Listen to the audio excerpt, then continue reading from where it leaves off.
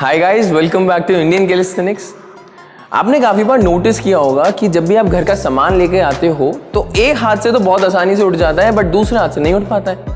ऐसा होता है, ऐसा बहुत लोगों के साथ होता है। इसी को मसल इम्बैलेंस कहते हैं। इसी तरह से जिम में काफ़ी लोग देखते हैं कि उनका एक हाथ का साइज तो बड़ा है और दूसरे हाथ का साइज छोटा है। ये सारी चीज़ें मसल इम्बैलेंस की वजह से होती हैं। तो आज इस वीडियो में हम यही डिस्कस करने वाले हैं कि ये क्यों होता है और इसको किस तरह से ट्रेनिंग करें जो आप सही कर पाओ। So let's get started.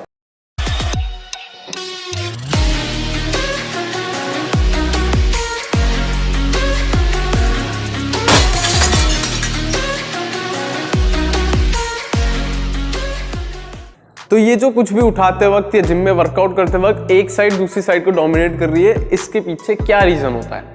इसके पीछे रीजन है कि बचपन से, जैसे आप इंडिया में रहते हो, अगर इंडिया में रहते हो तो बचपन से बुढ़ापे तक क्रिकेट तो खेल ही रहे हो। क्रिकेट नहीं खेल रहे तो फुटबॉल खेल रहे हो, फुटबॉल नहीं खेल रहे तो वॉलीबॉल खेल रहे हो, वॉलीबॉल नहीं खेल रहे तो बैडमिंटन खेल रहे हो। कोई भी एक्टिवली अगर आप स्पोर्ट खेलते आ रहे हो बचपन से, तो आपकी एक साइड तो स्ट्रांग होगी।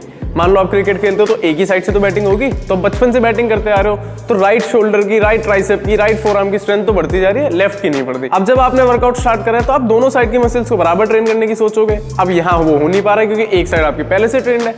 आपने इंटेंशनली या अनइंटेंशनली ट्रेन कर ली है एक साइड, इसलिए उसकी स्ट्रेंथ ज्यादा है। तो अब हम बताएंगे इस चीज का सॉल्यूशन क्या है। देखो, इसका सबसे पहला और सबसे बढ़िया और इफेक्टिव सॉल्यूशन है आपका move from bilateral exercises to unilateral exercises. ये जो अभी मैंने बोला, इसका मतलब है कि जैसे आप बाइसेप मार रहे हो, अगर मैं देखो अप्रोच आपकी डिफरेंट हो सकती है। आप कैलिस्थेनिक्स से ट्रेन कर रहे हो, वेल एंड गुड। आप वेट लिफ्टिंग से ट्रेन कर रहे हो, वेल एंड गुड।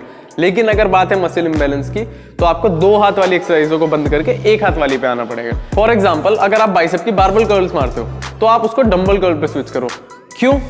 क्योंकि आप दोनों हाथ को इफेक्टिवली दोनों से सेम स्ट्रेंथ लगाने की एटलीस्ट कोशिश तो कर ही सकते हो। बारबल में आपको यही रियलाइज नहीं होगा कि आप राइट से ज्यादा ले रहे हो, क्योंकि भाई ऐसा होता है, आपकी बारबल सीधी रहेगी तब भी ऐसा हो सकता है कि आप राइट हैंड से ही ज्यादा ले रहे हो, या अगर लेफ्ट स्ट्रॉन्ग है आपकी तो लेफ्ट से ज्यादा ले रहे हो। तो इस चीज को यूनिलेटरल एक्सरसाइज फिक्स कर सकती है। ऐसे ही आप बाकी एक्सरसाइजेस में करो। अगर आप बेंच प्रेस मारते हो, बेंच प्रेस की जगह डंबल प्रेस मारो, दोनों हाथ में एक एक डंबल आ गया और सेम वेट आ गया। ये बेवकूफी तो बिल्कुल ही नहीं करनी कि राइट से ज्यादा उठ रहे हो तो राइट से ज्यादा ही उठाए जा रहे हो। अगर ऐसा कुछ कर रहे हो तो भाई उस पर तो फिर आपका भगवान भी कुछ नहीं कर सकता। ऐसे ही कैलिस्थेनिक्स में होता है। मान लो आप पुलअप मार रहे हो, 3 से 5 रेप आपने अच्छे मारे, उसके बाद आपकी बॉडी एक तरफ को जा रही है। जिस तरफ बॉडी जा रही है वही आपकी डोमिनेंट साइड है। इसका सॉल्यूशन ये है कि आप अपने आप को खुद मॉनिटर करो। अच्छी फॉर्म जब तक हो रही है सिर्फ तब तक करो, उसके बाद रोक दो।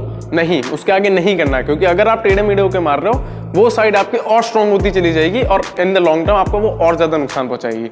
इसके बाद एक और चीज कर सकते हो, आपका कोई ट्रेनिंग पार्टनर है, जैसे मेरे पास वेदांत है, इसको मॉनिटर करने को बोलो खुद को कि भाई क्या मैं टेढ़ा जा पा रहा हूँ। कई बार होता है आप टेढ़े जा रहे हो, आपको रियलाइज ही नहीं होता कि आप टेढ़े जा रहे हो उस चीज को। ये सिर्फ कैलिस्थेनिक्स नहीं, वेट लिफ्टिंग में भी पॉसिबल है। तो उसको नोटिस करो, समझो और उसको फिर फिक्स करो। This brings me to my next point, train your weaker side first. अब मान लीजिए आपकी लेफ्ट साइड वीक है और आप डंबल कर्ल्स मार रहे हो, तो आप पहले लेफ्ट साइड से शुरू करो। अगर आप उससे 8 रेप्स मार रहे हो तो 8 रेप्स पे रुक जाओ। अब आप आओ राइट हैंड साइड पे, तो राइट साइड से अब आप 15 मार सकते हो, बहुत पोटेंशियल है बढ़िया तरीके से, लेकिन आपको रुकना है 8 पे। इसी को कहते हैं अंडर ट्रेन। तो आपको जो स्ट्रॉन्गर साइड है उसको अंडर ट्रेन करना है और जो वीकर साइड है उसको प्रॉपरली ट्रेन करना है अच्छी फॉर्म के साथ। अब ये करने से दोनों मसल की बात बराबरी में आ जाएगी और यही जब आप 4-5 महीने तक फॉलो करोगे तो मसल इम्बैलेंस खत्म हो जाएगा। और ये जो साइडों का डिफरेंस है ये सिर्फ एक्सरसाइज में नहीं, ये वार्म अप में भी आपको फॉलो करना है। वार्म अप में भी वीकर साइड से पहले शुरू करो और फिर उसके बाद स्ट्रॉन्गर साइड आप अपनी ट्रेन करो। तो यही छोटे छोटे डिफरेंस लॉन्ग रन में बहुत बड़े डिफरेंस लेकर आने वाले हैं। अब मसल बैलेंस फिक्स करो फटाफट। अब आपको वर्कआउट चाहिए होगा एक अच्छा सा, तो अब ये वीडियो चेक कर सकते हो, उसके बाद ये दोनों वीडियो चेक कर सकते हो। सब्सक्राइब शेयर कर देना। नेक्स्ट वीडियो में मिलेंगे। Okay, bye.